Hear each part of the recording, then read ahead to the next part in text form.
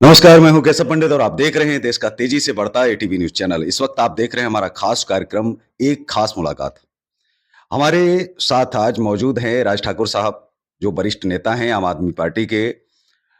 उनसे हम बातचीत करेंगे, जानेंगे कि हिमाचल प्रदेश में आम आदमी पार्टी की स्थिति क्या है, आम आदमी पार्टी वर्तमान में क्या कर रही है, आम आदमी पार्टी क्या वाकई में अब जो है आंदोलन करने वाली है, कुछ बड़ा करने वाली है, क्या विस्फोटक करने वाली है। आज का इंटरव्यू आपके लिए बहुत महत्वपूर्ण रहेगा यदि आप आम आदमी पार्टी के प्रशंसक हैं या आम आदमी पार्टी को आप देखना चाहते हैं कि हिमाचल प्रदेश में यदि आएगी तो किन मुद्दों पर काम करेगी, यह भी हम जानने का प्रयास करेंगे। तो सबसे पहले राज ठाकुर साहब, आपका एटीवी न्यूज चैनल पर बहुत बहुत स्वागत है। जी, बहुत-बहुत धन्यवाद एटीवी चैनल का। मुझे बड़ी खुशी है कि आप आज हिमाचल में आए हैं। आपका जी आया वेलकम, बहुत-बहुत दिल की गहराइयों से स्वागत है। जी, आम आदमी पार्टी हिमाचल में कहां पर है? सबसे पहले तो मैं यही आपसे जानना चाहूंगा, क्योंकि आम आदमी पार्टी वहां पहले पहुंचती है जहां कांग्रेस होती है। सबसे पहले दिल्ली में आई, शुरुआत की तो वहां भी कांग्रेस थी, कांग्रेस का सुपड़ा साफ किया और उसके बाद में दिल्ली में आपने शासन किया। आप पंजाब पहुंची तो पंजाब में कांग्रेस का सुपड़ा साफ किया, वहां भी समाप्त कर दिया। आम आदमी पार्टी गुजरात में पहुंचती है और गुजरात में कांग्रेस का जो वजूद था वो भी उखाड़ आप फेंकते हैं। उसके बाद में आप वहां पर भी स्थापित हो जाते हैं और राष्ट्रीय पार्टी आप बन जाते हैं बहुत ही कम समय में। तमाम पार्टियां हैं, कुछ पार्टियों को तो 20 साल लग गया, कुछ पार्टियों को 30 साल लग गया, लेकिन आपने 10 सालों में ही उन दो राज्यों में, ठीक वैसे ही कांग्रेस के 100 साल के समकक्ष आप पहुंच गए। वो भी दो राज्यों में हैं और आप 10 सालों में भी दो राज्यों में। कैसा महसूस होता है? सबसे पहला तो सवाल यह है, और दूसरा, आप हिमाचल में कहां पर हैं? क्या वाकई में अब कांग्रेस आ गई है, अब आप जो है तेजी लाएंगे? क्योंकि कांग्रेस के पीछे ही आप पड़ते हैं, हमेशा आरोप और प्रत्यारोप भी लगाए जाते हैं आपके ऊपर। जी। जी सर, देखिए हिमाचल प्रदेश के अंदर आम आदमी पार्टी का जो संगठन है, वो अगर आप ये मान के चलो कि संगठन जो भी है ना वो हमारे पास है। संगठन थोड़ा लॉजिकली नाराज था आशीष नेतृत्व से, क्योंकि पार्टी ने टाइमली संगठन को कवर नहीं किया। और ये भी एक बड़ी हमारे लिए खुशी की बात है कि हिमाचल प्रदेश का जो भी संगठन है वो आम आदमी पार्टी को छोड़कर दूसरी पार्टी में गया भी कहीं नहीं है। कि अगर आप समझें कि आम आदमी पार्टी से निकल कोई कांग्रेस में चला गया या बीजेपी में चला गया, नहीं, वो आज भी अपने जर्नैल श्री अरविंद केजरीवाल जी की हुक्म की साथ पायबंद तरीके से खड़ा है। जैसे ही अब दिल्ली से हमारे प्रभारी रघुराज गोविंद जी हिमाचल आते हैं, उनके साथ हमारे सह प्रभारी विजय फुलारा जी आते हैं, और आज हम हिमाचल के अंदर पूरी ताकत के साथ, पूरे जोश के साथ हिमाचल के अंदर संगठन खड़ा करके हम आने वाले टाइम में बिल्कुल जहां से अपनी सरकार बनाएंगे 2027 में। और जो हमारा संगठन है क्रांतिकारी संगठन है, जो क्रांतिकारी लोग हैं वो निडर लोग होते हैं, क्योंकि आम आदमी पार्टी में मैक्सिमम नेता, हमारे मैक्सिमम कार्यकर्ता क्रांतिकारी हैं। हम पर बहुत दबाव बनाया जाता है इलेक्शन के टाइम कि आए, कोई कहता है मेरे बीजेपी ज्वाइन करो, कोई कहता है कांग्रेस ज्वाइन करो।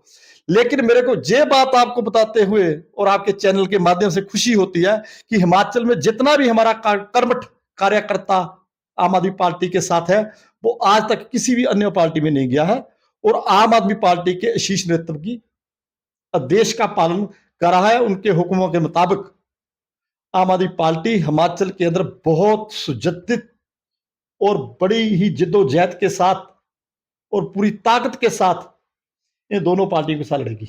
जी, आम आदमी पार्टी जब हिमाचल में चुनाव लड़ती है तो 3.31% वोट मिलता है, जो शायद अभी तक की तमाम जो पार्टियां जो तीसरे विकल्प विकल्प के रूप में आई, उनको शायद 1% से भी कम वोट मिला। लेकिन आम आदमी पार्टी का अच्छा प्रदर्शन रहा। हालांकि मेहनत कम रही, या कहीं ना कहीं जो है इनको जो असफलता हाथ लगी है उसमें नेताओं का हाथ रहा, शीर्ष नेतृत्व का हाथ रहा, या स्थानीय स्तर पर इनका जुड़ाव कम था, यहाँ पर टीम कम थी। क्या लगता है आपको कि आने वाले समय में आप कैसे अचानक से जुड़ पाएंगे? क्या आप लोगों को जोड़ पाएंगे? क्या यूथ को कहां पर देखते हैं, महिलाओं को कहां पर आप देखते हैं? क्योंकि इन दोनों की वजह से ही आप आए हैं। यूथ आपको आगे देखना चाह रहा था, महिलाएं आपको जो है ज्यादा सपोर्ट करती हैं हर राज्य में। जी। सबसे पहले मैं सर हिमाचल प्रदेश के यूथ की बात करूंगा। आज हिमाचल प्रदेश का जो जूथ है वो नशे की ओर अग्रसर है, नशे की तरफ जा रहा है। उसके जो कारण है, समय की जो सरकारें हैं, आप मान के चलो बीजेपी 100 सवा साल पुरानी पार्टी है और कांग्रेस लगभग 150 साल पुरानी पार्टी है। और आपको जब भी मालूम होना चाहिए कि आम आदमी पार्टी अगर 3% वोट लेती है हिमाचल के अंदर, और ये भी पता होना चाहिए कि यूपी के अंदर इतना बड़ा राज्य रहा है, कितनी मशक्कत की है बीजेपी ने अपने आप को सर्वाइव करने के लिए, जिसके पीछे एक लॉजिकल आरएसएस का संगठन था। हमारे पास तो ऐसी कोई भी मतलब पीछे से सपोर्ट नहीं थी, फिर भी हमारे जहां भी कार्यकर्ता जाते हैं, आम आदमी पार्टी जहां भी जाती है वहां अच्छा प्रदर्शन करने की कोशिश करती है और अच्छा कर रही है। अब यूथ ने इन दोनों पार्टियों को, हिमाचल प्रदेश का जो यूथ है, उन्होंने बारी बारी कांग्रेस को भी देख लिया और बीजेपी को भी देख लिया। किसी ने किसी को कोई नौकरी नहीं दी, बेरोजगारी इतनी है। अगर आज यूथ नशे की तरफ जा रहा है तो ये दोनों सरकार हिमाचल में जिम्मेवार है। यूथ का नशे की ओर जाना स्वाभाविक है, उसके निजी कारण है। हमारे जहां हिमाचल के अंदर एक तो रोजगार नहीं है, अगर रोजगार पैदा होते हैं वो सरमाएदार लोगों के लिए पैदा हो गए हैं, आम लोगों के लिए नहीं है। आपको मैं छोटा उदाहरण देता हूं, हमारे जहां पे एक माइनिंग होती है, वो माइनिंग के लिए बड़े सरमाएदारों ने सरकारों के साथ अपनी हिस्सेदारी, मिली भक्ति, पंजाबी में कहते हैं घे और खिचड़ी की तरह अपने रिश्ते बनाए हुए हैं और खड्डों के अंदर बड़ी पोकलने, बड़े टिप्पर उतारकर माइनिंग कर रही हैं। हमारा एक व्यक्तिगत तौर से मानना था कि ये जो खड्डों के अंदर टिप्परों से अवैध बड़ी मशीनरियों से माइनिंग हो रही है, ये नहीं होनी चाहिए थी। हमारे यूथ जहां पे कोई ट्रैक्टर डाल रखा है, ट्राली डाल रखी है अपने रोजगार के लिए, वो अपने घर में बेला बैठा है, उससे किस्तें नहीं भरी जा रही है। कोई ऐसा सिस्टम होता कि स्वां की मेन नदी से ट्रैक्टर उस खनन को लाता और सड़क के किनारे चाहे किसी ठेकेदार का या सरकारी गोडाउन होता, वहां तक खड से ट्रैक्टर लेके आता। ऐसा करने से हजारों लाखों यूथ हमने बेरोजगार नौजवानों को रोजगार मिलना था। अगर यूथ आज एक ट्राली रेते की उठाने जाता है तो उसको ऊपर पर्चा हो जाता है।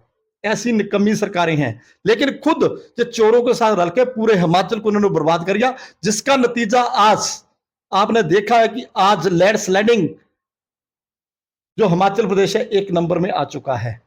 एक तो सवाल ये उठता है कि जब भी विपक्ष के अंदर जब कोई पार्टी होती है तो उनको बालू माफिया, शिक्षा माफिया, खनन माफिया, तमाम माफिया दिखते हैं, लेकिन जैसे ही वो सत्ता में आते हैं राज साहब, कमाल की बात होती है कि वो आय के स्रोत उनके लिए हो जाते हैं, फिर वो आवाज नहीं उनके खिलाफ उठाते हैं। मतलब जब तक विपक्ष में रहेंगे तब तक तो हम चिल्लाएंगे, तब तक तो हमको बालू माफिया, खनन माफिया सारा कुछ दिखते हैं, लकड़ी माफिया की भाई कटान हो रहा है, ये हो रहा है। लेकिन जैसे ही हम सत्ता में आते हैं हो क्या जाता है अचानक से इस चीज को लेकर के, कैसे मतलब ये जादूगरी है, कमाल का करिश्मा है कि उनके लिए आय के स्रोत हो जाते हैं। इस पर क्या कहेंगे? क्या वाकई में भाजपा कांग्रेस से लोग पीड़ित हैं या उनके जो मुद्दे हैं, क्योंकि भाजपा यदि विपक्ष में है, कांग्रेस यदि विपक्ष में है, तो विरोध तो दोनों एक दूसरे का करते हैं। आम आदमी पार्टी नया क्या करने वाली है? क्या ऐसा विकल्प देने वाली है? कैसे जनता का विश्वास जीतेगी? क्योंकि यही तो हर बार होता है। जी देखिए सर, हमारा एक उदाहरण है, दिल्ली के अंदर आम आदमी पार्टी की सरकार रही, उन्होंने शिक्षा के ऊपर खूब काम किया है, ये भी आपको पता होना चाहिए। जब फर्स्ट टाइम हमारे national convener Shri Arvind Kejriwal ji CM Delhi के बने, तो उन्होंने बोला था कि दिल्ली के अंदर हम कैमरे लगाएंगे। तो बीजेपी क्या कहती थी, जो झूठ बोल रहा है, कैमरे नहीं लगेंगे। तो उन्होंने कैमरे लगाए हैं। आप तो दिल्ली से बिलोंग करते हैं, उन कैमरों से क्या हुआ? क्राइम कम हुआ, क्राइम करने वाले लोग पकड़े गए। तो हमने उनसे एक्स्ट्रा किया, एजुकेशन में हमने लोगों ने उनसे एक्स्ट्रा किया। बसों के किराए के लिए बात की है दिल्ली में, तो हमने माफ किया। पंजाब में सरकार बनी है, 300 यूनिट बिजली बैठते समय माफ की गई। पंजाब में हमारी एक शर्त नहीं थी कि हम एक एमएलए एक पेंशन करेंगे। भगवंत मान साहब बैठे, उन्होंने एक एमएलए एक पेंशन की। उन्होंने कहा एक 52 साल जॉब करने वाला एक पेंशन लेता है। ये 5 साल अपनी ड्यूटी करके फिर 5 साल ड्यूटी करते हैं, 2-2, 3-3 पेंशन ले रहे हैं। तो हम उनसे लगी तो कर रहे हैं, हम यूथ को भी कह रहे हैं, हम यूथ के लिए लगी तो सोच रही है। अगर माइनिंग के ऊपर मैं यही तो कह रहा हूं, अगर हिमाचल के अंदर कल को माइनिंग करनी पड़ती है तो उसके 2 तो उदाहरण रहेंगे ना जी। माइनिंग कोई भी चीज है, वो जब उसकी प्रोडक्शन बढ़ती है, उसकी किसी भी चीज की प्रोडक्शन बढ़ती है तो वो रुकती नहीं है, लेकिन उसको लीगल करने का तरीका भी तो होना चाहिए। एक टिप्पर 50 ट्राली का माल ले जा रहा है, अगर वो 50 ट्राली में से 25 बंदे को हम दे दें कि जो 25 ट्राली तुम लेके आओगे नदी से निकाल के जहां किनारों में फेंकेंगे, एक तो वहां पोकलैंड से नुकसान नहीं होगा, उसका चीरहरण बलात्कार नहीं होगा उस नदी का, और दूसरा कल को वहां बड़े खड्डे डलने से जो लोगों की कैचुअलिटियां मौतें होती हैं वो नहीं होनी है। ठीक है ना जी। हमारे पास सरकारी जो लोगों को देने के लिए नहीं है, प्राइवेट काम हम यूथ को करने नहीं दे रहे हैं, तो यूथ नशे की तरफ ही जाएगा। किधर जाएगा? जा फिर वो आतंकवादी बनेगा। देखो मेरी बात सुनो, जीवन है उसने भी गुजारा करना है। और एक बड़े दुर्भाग्य की बात है, मेरे को, मैं आपके चैनल से बताना चाहता हूं, अगर मैं 80,000 रुपया सैलरी ले रहा हूं, किसी भी विभाग में हूं, तो मैं स्ट्राइक करने बैठ जाता हूं। अरे जिसके पास कुछ भी नहीं है वो भी तो गुजारा कर रहा ना। मेरे को ये भी बात समझनी चाहिए। लीडर है, इनके लिए हर चीज फैसिलिटी फ्री है, फ्री की है। अगर लोग फ्री लेने की बात करते हैं तो कहते हैं हराम का है। तो ये जनता जब लीडर चुनती है तो सबको फ्री का लेते हैं, तो वो तो वहां हराम का हुआ ना जी। इन चीजों को समझना पड़ेगा। आम आदमी पार्टी की यदि बात हम करें तो इन्होंने शुरुआत से भ्रष्टाचारियों के खिलाफ, भ्रष्ट सरकारों के खिलाफ जो है मुद्दे बनाए, बात रखी। लोकपाल की बात जब की जाती है, कितना सहमत हैं कि लोकपाल से बहुत दूर हैं आप? यदि आज भी लोकपाल की बात करे आम आदमी पार्टी, लोकपाल के रास्ते पर चले, तो जो एक बड़ा लंबा सफर है, आने वाले समय में आप प्रधानमंत्री की कुर्सी तक भी पहुंचना चाह रहे हैं, तो क्या रास्ता लंबा होने के बजाय छोटा नहीं हो जाएगा? क्या वाकई में लोकपाल एक बड़ा आंदोलन आज नहीं हो सकता है? क्या उस रास्ते पर एक बार फिर से नहीं लौटना चाहिए आपको? क्योंकि आपकी पहचान तो लोकपाल से ही थी। लोकपाल से डर क्यों है? डरेंगे सरकार के लोग या सरकारी सिस्टम के लोग जो भ्रष्ट होंगे, करप्ट होंगे, उसी चीज को लेकर के तो लोकपाल की बातचीत हो रही थी, वकालत हो रही थी। अचानक ऐसा क्या हुआ? भले ही आप राज्य स्तर पर नहीं लाते, लेकिन कम से कम जनता के मन में एक विश्वास तो आप जगा सकते थे कि लोकपाल पर हम बातचीत करना चाहते हैं। जी जी, बहुत ही शर्मा जी, पंडित जी, आपका अच्छा क्वेश्चन है लोकपाल का। लोकपाल बिल और अन्ना आंदोलन एक मूवमेंट थी, जिस मूवमेंट से जो पार्टी निकली है। मैं आपको ये बात बता देना चाहता हूं कि दिल्ली के अंदर जो हमारी सरकार थी उसके पास पूरी पावरें तो नहीं थी, ये तो आपको भी पता है। वो एक नाम की सरकार थी, जो वो करना चाहते थे वहां तक नहीं कर पाते थे, क्योंकि सेंटर सरकार थी, एमसीडी सरकार थी। ये सारा जो ऊपर दबाव था, देखिए मेरी बात सुनिए, एक सीधी बात मैं आपको बताता हूं, आप मेरे से ऊपर है, मैं नीचे काम करना चाहता हूं, लेकिन एक पैरामीटरी, एक जो कागजी वर्क है, वो तो हम लोगों ने आपस में करना ना। चलो लोकपाल के लिए हम तो लड़ाई लड़ रहे हैं, कह रहे हैं, जो हम लोकपाल के लिए हम अगर बोलते थे तो जो मौके की परेड ऊपर सरकार थी, अगर उसकी मंशा साथ में बराबर खड़े होकर हो जाती कि जो लोकपाल जरूरी है, देश हित के लिए है, तो क्या लोकपाल पास ना होता? ठीक है। जो मनसा पर आप सवाल उठा रहे हैं, भारत के अंदर एक नैरेटिव सेट हो गया है कि देखिए जी, जो हिंदू है, असली हिंदू है, हिंदू और फिर असली हिंदू, वो भाजपा को वोट जरूर करेगा। जो जागा हुआ हिंदू है वो भाजपा को वोट जरूर करेगा।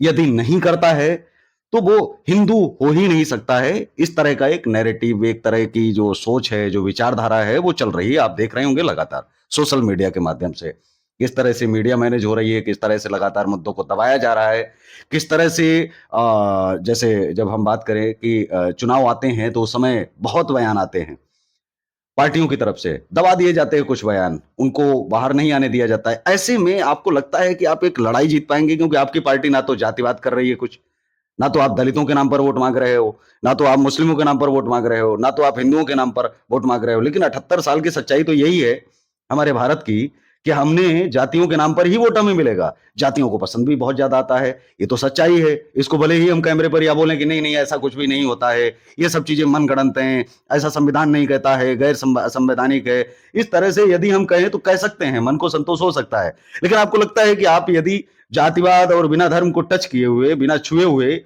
आप भाजपा के आगे जा पाएंगे? भाजपा के सामने एक बड़ी लकीर आप खींचने में कामयाब होंगे? जी बहुत अच्छा आपका सवाल है। देखिए, एक ये देश किसका है? सभी का है।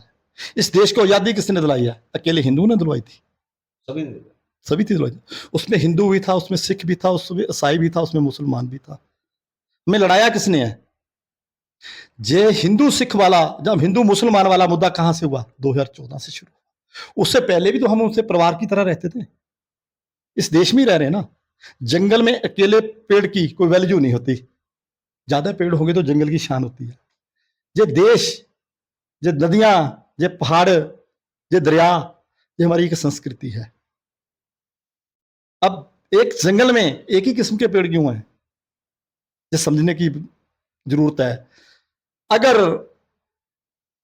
भगत सिंह जी ये बात सोच लेते कि हम तो आजादी हिंदुओं को दिलवाएंगे, जब सिखों को दिलवाएंगे, हिंदुओं को नहीं दिलवाएंगे, तो देश आजाद होता था? होता? कभी नहीं होता।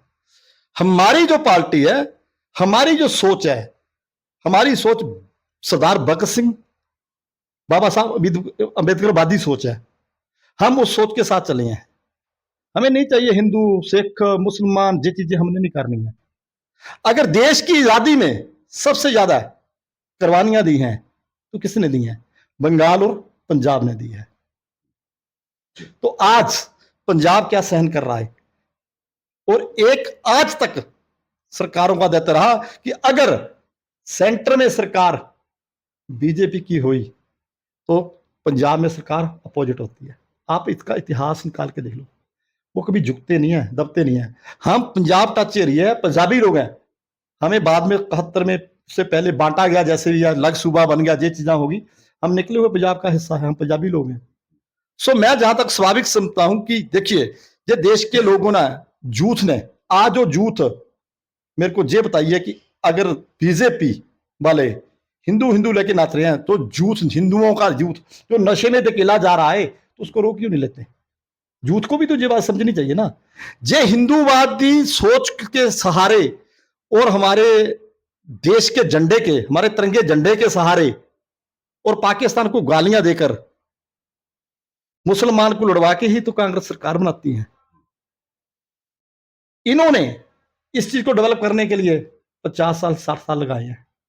हमने भाईचारे के तौर से सभी को साथ लेके, गांधीवादी सोच को लेके, भगत सिंह जी की सोच को लेके,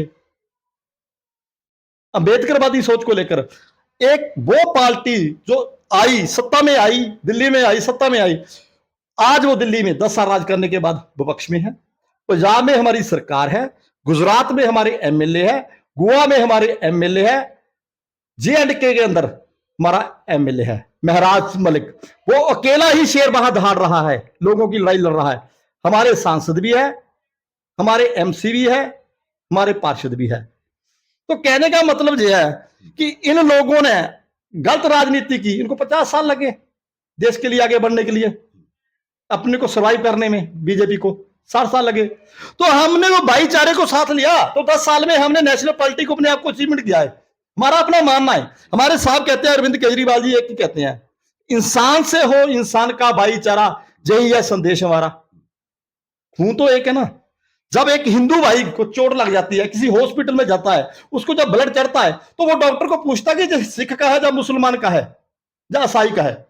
आप लोगों ने कभी ऐसा सवाल देखा, कभी किसी ने पूछा है? उस समय बीजेपी के जो अंधभक्त है, अगर इसको किसी को चोट लग गई, या तो आप किसी डॉक्टर को खून चढ़ा रहा है, तो उसको पूछता है, यार मैंने पहले जो टेस्ट करना है कि जो मुसलमान का खून ना हो, बढ़ रहा हो। फांसी के रस्से भी हमने इकट्ठे चूमे थे, लाइयां भी इकट्ठी लड़ी हैं, इकट्ठे ही रहेंगे। हाँ, कुछ मतभेद है, वो मतभेद में आने वाली पीढ़ी को, चाहे वो मुस्लिम पीढ़ी है, चाहे सिख पीढ़ी है, चाहे ईसाई पीढ़ी है, चाहे हिंदू पीढ़ी है, उनके आपके चैनल के सामने उनको एक मैसेज देना चाहता हूं कि भाई, ये पार्टियां हमें लड़वाती हैं, खुद नहीं लड़ती है। रात को जो इकट्ठे हैं, हम दिन को लड़ रहे हैं इनके लिए। ये लड़ना छोड़ दो, अपना भाईचारा कायम रखो। हिंदुस्तान जिंदाबाद, आम आदमी पार्टी जिंदाबाद। जी। दलितों का और महिलाओं का जो दर्द है, वो ना तो राज ठाकुर बन के समझा जा सकता है और ना ही केशव पंडित। दलित का दर्द शायद दलित बनकर के ही समझा जा सकता है, और महिलाओं का दर्द महिला बनकर के ही समझा जा सकता है। सदियों से बहुत सारी कुप्रथाएं हैं, जो कुरीतियां थीं, वो लगातार चल रही थीं। उनको तोड़ने के लिए डॉक्टर अंबेडकर ने तमाम कार्य किए। उसके बाद में बहुत सारी पार्टियों ने भी काम किए हैं। ऐसा भी कहना बेईमानी होगा कि किसी पार्टी ने कुछ काम नहीं किया, काम किए। लेकिन क्या वाकई में जिस तरह से जो आपके बयानों में आ रहा है कि आपने दिल्ली में जिस तरह का काम किया, वो पंजाब में आप नहीं कर पा रहे, कहीं ना कहीं आपका यह फेलियर है कि जो एजुकेशन की बात आपने जहां से शुरुआत की थी, हर चीज का जो है रास्ता स्कूल का बस्ता, जो इस तरह से अभी हमारे जनसुराज के एक आए हैं नए नए, पीके साहब, प्रशांत किशोर, उनके बारे में कहा जाता है कि वो प्रधानमंत्री बना देते हैं। जिस पर हाथ रख देते हैं वह प्रधानमंत्री बन जाता है, जिसके साथ चल देते हैं वह मुख्यमंत्री बन जाता है, और जिसके साथ बैठ जाते हैं तो सांसद वांसद तो हो ही जाता है। प्रशांत किशोर के बारे में, हालांकि अब वो कितना अपने आप को, अपनी पार्टी को आगे ले जा पाते हैं, ये तो आने वाले समय में जो है पता चलेगा, लेकिन वो ठीक आपके रास्ते पर ही हैं, ऐसा कहा जा रहा है कि नहीं। अब केजरीवाल जो है वहां द्वितीय आ गए हैं बिहार के अंदर। आप शिक्षा का जो रास्ता था, जिससे लोग जुड़ रहे थे, लगातार गरीब भी जुड़ रहा था, हर वर्ग के लोग जुड़ रहे थे, और लोगों को बड़ा पसंद आ रहा था कि बच्चों को पढ़ाना बड़ा मुश्किल है, एजुकेशन बिल्कुल फ्री महिलाओं के लिए आपने जो किया उसकी भी तारीफ हो रही थी। दिल्ली के अंदर जो जन समस्याएं थी उनको भी आप दूर करने का प्रयास कर रहे थे कि शिक्षा, चिकित्सा और यात्रा तो फ्री ही होनी चाहिए, क्योंकि इस पर सभी का हक है, इसी के लिए तो आजादी हमको मिली है। भारतीय जनता पार्टी आप पर आरोप यह लगा रही है कि आप फ्री बांटते जा रहे हो, लुटा रहे हो, देश बर्बाद कर दोगे। आपने दिल्ली बर्बाद कर दी है, आपने पंजाब बर्बाद कर दिया है। कितना सहमत हैं, और भाजपा की इस बात को कैसे आप जो है गलत ठहराएंगे? जी। बहुत ही बढ़िया सवाल है आपका केशव पंडित जी। जब 2014 के टाइम में बीजेपी सत्ता में आई, आदरणीय नरेंद्र मोदी जी देश के प्रधानमंत्री बने 2014 में, तो मैं एक छोटे लफ्ज में कहूंगा, हमारे देश के ऊपर 64 कर्जा था, 64। आज वो जो 64 कर्जा था, उसका पिछला टर्नओवर देखिए, 50 साल 40 साल राज करने के बाद 64 कर्जा हुआ, और आज देश के ऊपर 175 पैसे, 1 रुपया 75 पैसे कर्जा है। वो कर्जा कैसे हो गया? शिक्षा तो दिल्ली और पंजाब में ही फ्री दी गई है, तो वो वैसे बाकी का कर्जा कैसे हो गया? उसके ऊपर भी तो मतलब संज्ञान लेना चाहिए, लोगों को समझना चाहिए ना जी। अगर एक बच्चे को पढ़ाने से आप समझते हैं कि कर्जा होता है, तो मैं कह रहा हूं वो सरकार आनी ही नहीं चाहिए कहीं। शिक्षा क्या है? शिक्षा हमारी एक ताकत है, वो ताकत है जो एक ताकतवर हथियार से भी बड़ी है। आप ये बात सुनिए, ये जो जितने भी लीडर हैं, इनके बच्चे कहां पढ़ रहे हैं? विदेशों में। हमारे बच्चे कहां पढ़ रहे हैं? हिंदुस्तान के अंदर। आज सरकारी स्कूल फेल कर कर इन्होंने प्राइवेट स्कूल कामयाब कर दिए। जो सरकारी स्कूल में 80,000 या 60,000 रुपया सैलरी लेने वाला टीचर है, क्या वो निकम्मा है? एक प्राइवेट स्कूल में 8,000 10,000 सैलरी लेने वाली टीचर, मेरी बहन, वो बच्चों को पढ़ा रही है, तो इसका मतलब उसकी काबिलियत ज्यादा होगी। हम बटे कहाँ हैं? हमें बांटा गया है, हमारे दिमाग को मैनिपुलेट किया गया है कि नहीं जी, सरकारी तो अच्छा है, प्राइवेट गलत है। मैं आपके चैनल के माध्यम से कह देता हूं कि मेरा गांव पंडोगा है, डिस्ट्रिक्ट उन्ना है, हरोली विधानसभा से बिलोंग करता हूं। हम लोग इसी स्कूल में पढ़े हैं, और ज्यादा पढ़े भी नहीं। कारण क्या रहा? परिस्थितियां ऐसी रही, गरीबी का दौर था, पर लेकिन जितना भी उन टीचरों ने पढ़ाया है, बड़े मान सम्मान और इज्जत के साथ। आज तो अगर टीचर किसी बच्चे को एक चपेड़ मारता है, घर वाले पहुंच जाते हैं, तो हमारे खुद वो मतलब कुट उट के लाल कर देते थे। आज भी अगर वो टीचर किसी भी वर्ग से हैं, एससी वर्ग से भी है, ब्राह्मण वर्ग से भी है, राजपूत वर्ग से भी है, हमें आज भी मिलते हैं, चाहे एससी वर्ग से हो चाहे कोई हो, हम उनके 5 जूते समान देते हैं उनको। ये चीज किसने सिखाई? बाबा साहब अम्बेडकर जी ने सिखाई। अब शिक्षा की बात कर रहे हैं, अब कांग्रेस और बीजेपी की सेम एक ही एजेंसी है, दोनों में फर्क कोई नहीं है, लेकिन हिमाचल की जनता और हिंदू किसान की जनता इनको समझ नहीं पा रही है। वो समझ रही है, इन लोगों ने उनके हाथ से रोटी इतनी दूर कर दिया कि वो रोटी कमाने में ही सिर्फ व्यस्त है। वो जब वोट होती है लास्ट में 5 दिन सोचती है, ये देखते हैं भीड़ किसके पास ज्यादा है, उसको वोट डाल देते हैं। ना समझी जो झूठ है, जो वोटर है वो बिल्कुल ना समझे, वो भीड़ की तरफ हो जाता है। होना क्या चाहिए? क्यों नहीं हो रहा? क्योंकि उनकी सोर्सेस उनके पास है नहीं, खर्चे इतने बढ़ गए हैं, उन खर्चों को पूरा करने में पूरा दिन 24 घंटे व्यस्त है। अब हिमाचल में क्या हुआ है, सुखविंदर सिंह सुक्खू जी हिमाचल प्रदेश के बाबी मुख्यमंत्री है, कांग्रेस की सरकार है, जहां भी स्कूल बंद हो रहे हैं। यूपी के अंदर आदित्यनाथ योगी जी, बाबा जी की सरकार है, वहां भी स्कूल बंद हो रहे हैं। काम तो दोनों एक ही कर रहे हैं ना, अलग तो नहीं कर रहे हैं। फिर इसमें क्या होगा, ये इस चीज को लेके चले हैं कि मैंने राज किया, मेरी अगली पीढ़ी राज करेगी। लोगों को शिक्षा से दूर रखेंगे, लोग सिर्फ इसलिए जिंदा रखेंगे, उतना देंगे इनको कि जिंदा रहे, वोट डालने वाले दिन आए हमें वोट डाल दें। विचारिक तौर पर जो वोटर है वो कन्वे ही नहीं है, उसको पता ही नहीं चल रहा मैं कहां जाऊंगा। ना तो उसको रोजगार देना चाहते हैं, ना उसको काम करने देना चाहते हैं। प्राइवेट सेक्टर में भी काम है। आपको मैं एक बड़ी बात बता दूं, आपके चैनल से मेरे मन में एक शंका है।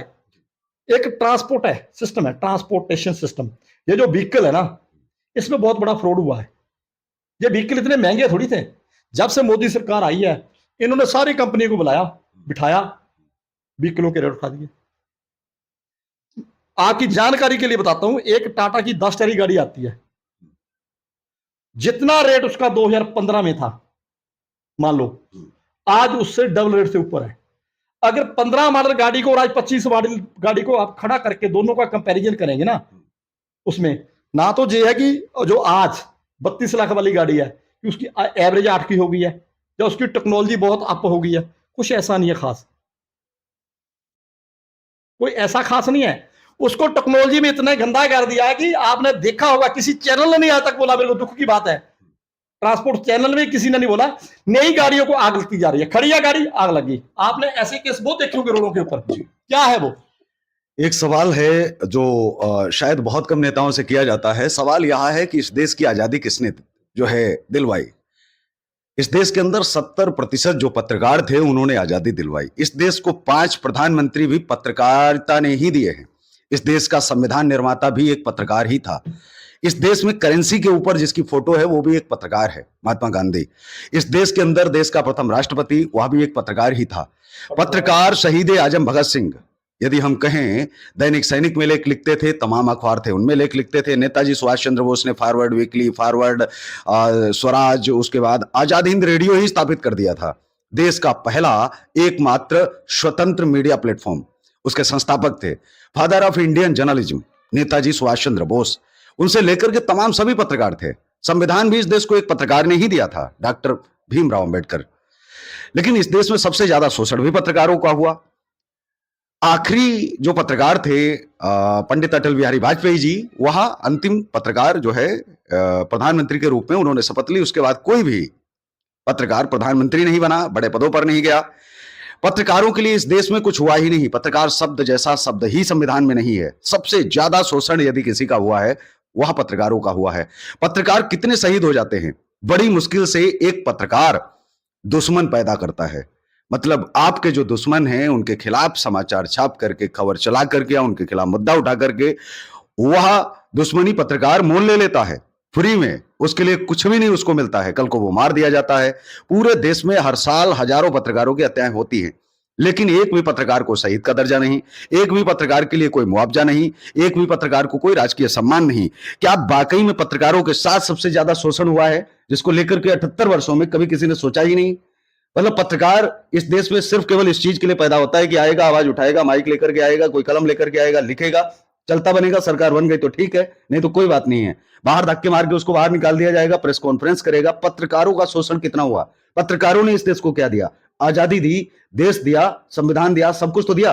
पत्रकारों के लिए कभी कोई प्रधानमंत्री, कभी कोई मुख्यमंत्री क्यों अच्छा और बड़ा कानून लेके नहीं आता।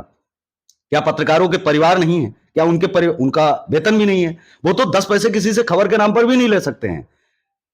वकील ले सकता है फीस के नाम पर, डॉक्टर ले सकता है फीस के नाम पर, लेकिन पत्रकार नहीं ले सकता। और पत्रकार को कितनी सुरक्षा मिलती है, उनके परिवारों का कितना ख्याल रखा जाता है, और उनके ऊपर बेबुनियाद झूठे आरोपों में फंसा करके उनको जेल भेज दिया जाता है। उसके लिए उनको कोई न्यायिक व्यवस्था नहीं है और कोई भी सरकार उनका साथ नहीं देती है, ना ही पक्ष ना विपक्ष।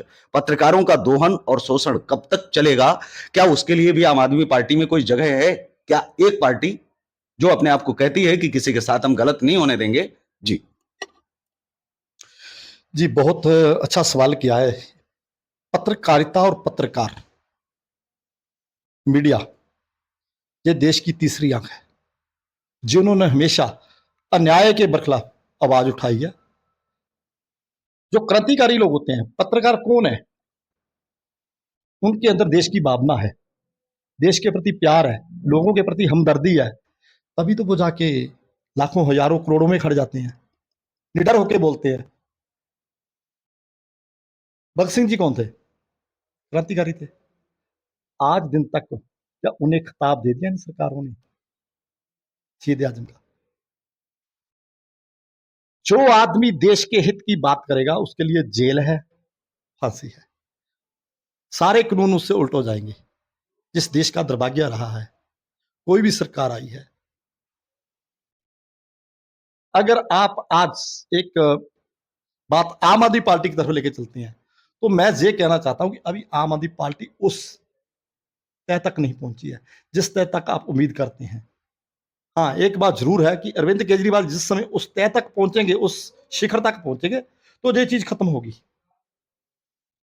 मेरा अपना व्यक्तिगत तौर से मैं कहता हूं, आम आदमी पार्टी का कार्यकर्ता, लोकसभा अध्यक्ष होने के नाते मैं कहता हूं कि बिल्कुल आपने जो बोला वो सच्चाई बोली है, सच बोला है, दर्द बोला है।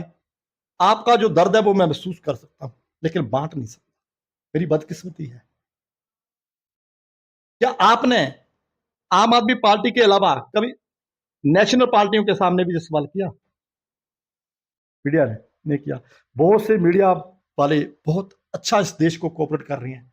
कुछ ऐसे मीडिया वाले भी है कि अभी पाकिस्तान के अंदर फौजें इंडिया की बड़ी नहीं, उन्होंने तो कह दिया पाकिस्तान फतेह कर लिया, हमने पाकिस्तान जीत चुकी है, रावलपिंडी खत्म हो गया, इस्लामाबाद खत्म हो गया। मतलब कहने का हर आदमी का अपना अपना एक मकसद है कि मैंने अपने देश के साथ कितनी अपनी ईमानदारी रखनी है, कितनी ईमानदारी रखनी है। यही तो एक लड़ाई है, समस्या है। शीशे के अंदर, महलों के अंदर बैठकर कहते हैं कि हम देश को चला रहे हैं। देश को वो नहीं चला रहे हैं, वो तो देश के ऊपर कर्जा कर रहे हैं। देश को चला रहा है पत्रकार, चला रहा है।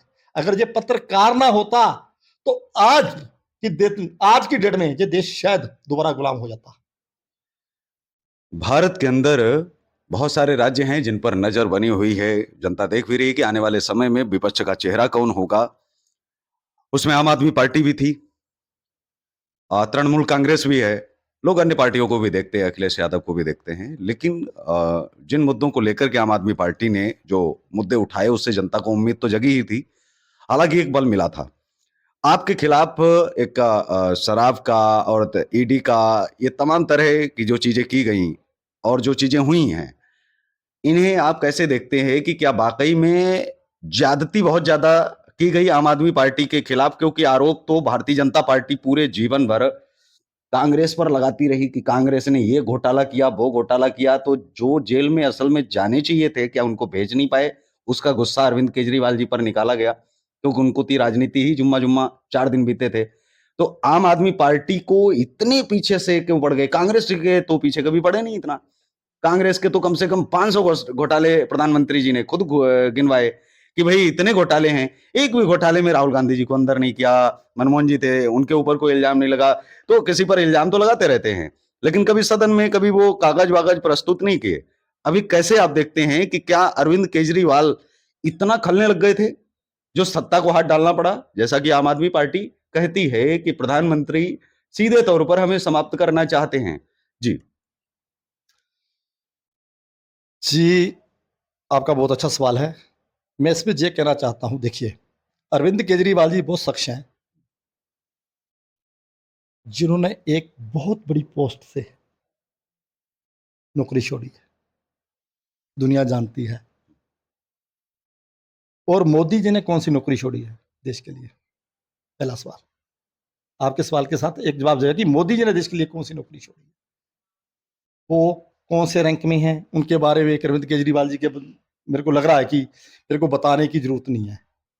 अगर आज चौथी पास राजा अपनी डिग्री लुको के बैठा है, किससे किससे लुको के बैठा है? एक क्रांतिकारी अरविंद केजरीवाल से अपनी डिग्री लुको के बैठा है। आप मेरे को बोलो कि राज ठाकुर जी मैं हिमाचल में आया हूं, आपकी एजुकेशन कितनी है?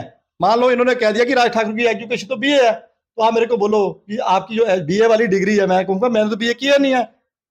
मेरे पास तो अंडर मैट्रिक 8th की डिग्री है, तो मेरे को शर्म नहीं करनी चाहिए। मैं अपने बक्से से ऐसे हाथ डालूं जहां डिग्री पड़ी है, मेरी सर्टिफिकेट पड़ा है, उसको दिखाने में हिजात क्या है? पहला सवाल तो यह है।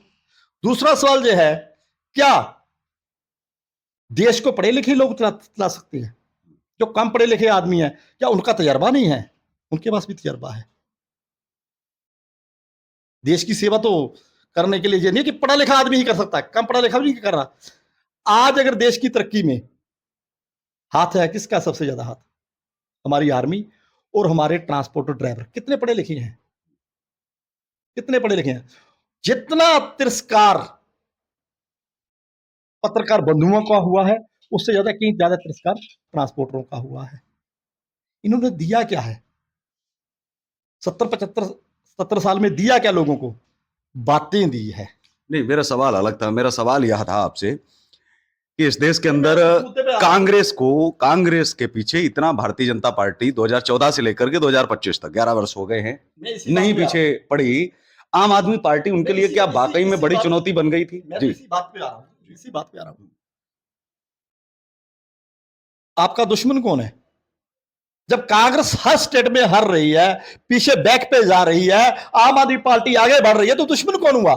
दुश्मन तो अरविंद केजरीवाल हुआ ना, उनकी टीम हुई, उनके नेशनल लीडर हुए। अब दुश्मन जब वो है तो मुकदमे किसके ऊपर डालने हैं? ऑटोमेटिक उनके ऊपर डालना है, उनको ही जेल भेजना है कि कहीं हमारी सत्ता को, हमारी कुर्सी को जो हिला ना दे। माहौल बन गया, मूवमेंट बन गई हर तरह से। अब पीछे सत्येंद्र जैन जी को उन्होंने अंदर किया, उसका भी आपने नतीजा देख लिया। उनके कैरियर को तपा किया, डैमेज करने के बाद उनकी बेटी के घर शादी थी, 2 दिन हुए, तीसरे दिन वहां बड़े बड़े चैनल, बड़े बड़े पत्रकार बंधु सब आए। अच्छा, ये जो अभी 30 दिन वाला जो अभी एक बिल पास हुआ है, 130वां संशोधन किया गया है संविधान के अंदर, उसमें कहा गया कि यदि कोई 30 दिन तक ईडी सीबीआई की कस्टडी में रहता है या पुलिस की कस्टडी में रहता है, तो वह अपने आप जो है यदि त्यागपत्र नहीं देता है, जैसा अरविंद केजरीवाल जी ने किया था, तो अपने आप ही बाहर हो जाएगा, सत्ता से बाहर हो जाएगा। इस बिल को कैसे देखते हैं? किसके लिए बिल आया है? विरोध तो सभी कर रहे हैं। क्या इसका खामियाजा भाजपा को आने वाले समय में नहीं भुगतना पड़ेगा? क्योंकि सत्ता हमेशा तो रहती नहीं है, जैसा ओवैसी जी ने भी कहा था। कैसे आप देखते हैं कि इस बिल को अभी लाने की जरूरत क्या थी? इतनी जल्दबाजी में ये बिल लाया गया, समझ में नहीं आया क्यों लाया गया। जो बनाने वाले हैं शायद उनको कुछ ज्यादा समझ हो, लेकिन फ्यूचर क्या आपको दिख रहा है? किस लिए लाया गया है? क्या भाजपा को ऐसा डर सता रहा है? जी। भाजपा को साफ डर दिखाई दे रहा है। वो जो बिल को पूरा इंप्लीमेंट आम आदमी पार्टी के ऊपर करेगी। ईडी उनकी है, सीबीआई उनकी है, केस बनवाना उनके सज्जे हाथ का काम है, राइट हैंड का काम है। केस बनवाने में क्या टाइम लगेगा? आप मेरे ऊपर बनवा दो यहां बैठ के। उनके अफसर आएंगे, मेरे घर में सामान रख देंगे, मेरे को पकड़ देंगे, मेरे को साबित कर देंगे, मेरे घर में कितना पिटा जाएगा, मेरे को अंदर डाल देंगे, मैं अपने आप उनके रास्ते से परे चल गया। अगर ईमानदारी के साथ, बिल्कुल नरेंद्र मोदी जी को अगर 145 करोड़ जनता को साक्षी मानते हैं, बाबा साहब अंबेडकर जी को अगर वो साक्षी उनके संविधान को मानते हैं, लेकिन वो बाबा साहब अंबेडकर जी के संविधान को साक्षी नहीं मानते हैं, ये भी आपको पता है। सबसे ज्यादा जो उनके गृह मंत्री जी हैं अमित शाह जी, उन्होंने बाबा साहब अम्बेडकर के लिए कैसे लफ्जों का इस्तेमाल किया है। अगर उस ईमानदारी से अगर ये बिल पास होएगा तो बीजेपी के लीडर भी अंदर जा सकते हैं, कोई बड़ी बात नहीं है। पर लेकिन ऐसा होगा नहीं, ये होगा उसके ऊपर ही लागू जो बीजेपी को हराने की, बीजेपी को मुकाबला करने की बात करेगा। ऐसे ही आगे पहले भी तो ऐसे ही होता आ रहा है, कोई भी कानून ले उसमें ऐसा ही तो हुआ है। हिमाचल प्रदेश के अंदर भारतीय जनता पार्टी जो है अपने पैर जमा रही है। हिमाचल प्रदेश के अंदर लोग लगातार जो है, यूथ भी जुड़ रहा है। कांग्रेस के आने वाले समय में शायद भारतीय जनता पार्टी के भी तमाम नेता शामिल होने की भी संभावना है। तो कैसे आप देखते हैं कि आने वाले समय में आपको कितना समय लगेगा हिमाचल के अंदर जमने के लिए? क्योंकि यहाँ ना तो हिंदू मुस्लिम है, ना तो यहाँ जातिवाद है, और वैसे भी आप कुछ करते नहीं हैं। तो यहाँ पर कौन से बड़े मुद्दे आपके लिए होंगे जो चुनौतीपूर्ण हैं, जोखिम से भी भरे हैं, जिनमें कभी भी भारतीय जनता पार्टी अथवा भारतीय राष्ट्रीय कांग्रेस ने कभी भी हाथ नहीं डाला? जी देखिए, जो सामाजिक मुद्दे हैं, बुनियादी मुद्दे हैं, वो किसानों का मुद्दा है। आज किसान हिमाचल का फसल उगाता है, उसे बेचने पंजाब में जाना पड़ता है। पंजाब उसके ऊपर एमएसपी देता है। जहां के ऊपर एफसीआई के गोडाउन बने हैं, लोगों से आज से 6 महीने पहले, 8 महीने पहले फसल तो ले ली गई है, लेकिन किसान को भाग्य विदाता, किसान को भाग्य विदाता कहते हैं, उस भाग्य विदाता को आज तक सरकारी खाते से पैसे नहीं मिल पा रहे हैं। इससे बड़ा क्या दुर्भाग्य होगा? एक सैलरी लेने वाला तो हर महीने सैलरी ले रहा है, एक किसान ने उस अनाज दिया सरकार को, इनसे कांग्रेस सरकार से अभी तक उसकी पेमेंट नहीं हो रही है। बहुत मुद्दे हैं। आवारा पशुओं का बहुत बड़ा मुद्दा है, जिसको इंप्लीमेंट किया जाता है हर इलेक्शन में, लेकिन उसका समस्या का हल नहीं होता है। आवारा गौओं का जो मुद्दा है, देखिए, गौ हमारी माता है, इस आड़ में बीजेपी पार्टी ने पूरा खेल खेला है। लेकिन ये भी मेरे को बताते हुए, इनकी काली करतूत बताते हुए मैं आपके सामने, आपके चैनल के सामने लाता हूं, जब से 2014 से बीजेपी बनी है, गौओं के मांस के, बीफ के काम में हिंदुस्तान दूसरे नंबर पे आ गया है। ये भी आपको पता होना चाहिए। मैं गलत नहीं बोल रहा, मैं तथ्यों के साथ बात कर रहा हूं। तो इन्होंने गौ माता की कहां सेवा की है? गौ माता के नाम से गौ टैक्स में गाड़ियों की रजिस्ट्रेशन होती है, उसमें ये टैक्स इसलिए है, ये टैक्स इसलिए है, टैक्स लिया जाता है। तो देश गुमराह हो रहा है, देश तो गुमराह हो रहा ना। ये तो अब हिमाचल प्रदेश की आने वाले समय इलेक्शन में हिमाचल की जनता को फिक्र होनी चाहिए। ये आंकड़ा मेरे पास तो नहीं, मैंने भी आंकड़ा लिया है। दूसरे नंबर पे बीफ के कारोबार में आज हिंदुस्तान बहुत बड़ी ताकत बन चुका है। वो कौन करवा रहा है? सेंटर में बीजेपी है। और कर कौन रहे हैं, ये भी मेरे को बताते हुए बड़ी शर्म आती है। कर कौन रहे हैं? मुसलमान नहीं कर रहे हैं, हिंदू ही कर रहे हैं। तो हमारे साथ में राज ठाकुर साहब थे, जो आम आदमी पार्टी के सीनियर लीडर हैं। भारतीय जनता पार्टी वीर सावरकर को लेकर के चल रही है। हालांकि वीर सावरकर जी, आपको बता दूं कि नास्तिक थे। वीर सावरकर जी गौ माता की भी जो तुलना है वो आप पशुओं से करते थे, गधे और बंदर से। दूध देने वाली ना रहे तो खाने का भी समर्थन करते थे। हिंदू राष्ट्र में आप जो है इसको पढ़ सकते हैं। लेकिन ऐसे लीडर, ऐसे लोग, उनको वो उठा रहे हैं। दूसरी तरफ जहां डॉक्टर अंबेडकर की बातचीत हो रही है, भगत सिंह की बातचीत हो रही है कि शिक्षा भी बहुत जरूरी है और देशभक्ति भी बहुत जरूरी है। राष्ट्र का उत्थान तभी हो पाएगा। राष्ट्र के नागरिकों में आप जो है दोहरी नागरिकता मानते हैं, किसी को बाहरी आप बोल देते हैं, किसी पर आप जो है इल्जाम लगा देते हैं, ये सब बंद होना ही चाहिए। भारतीय संविधान को मानने का सीधा अर्थ है कि आप वाकई में देशभक्त हैं, यदि आप संविधान मानते हैं। लेकिन आप संविधान नहीं मानते हैं तो आप तमाम तरह के सवाल जो है करेंगे। कोई एक व्यक्ति एक अपराध करता है, आप उसको लेकर के सवाल जवाब करने लगते हैं।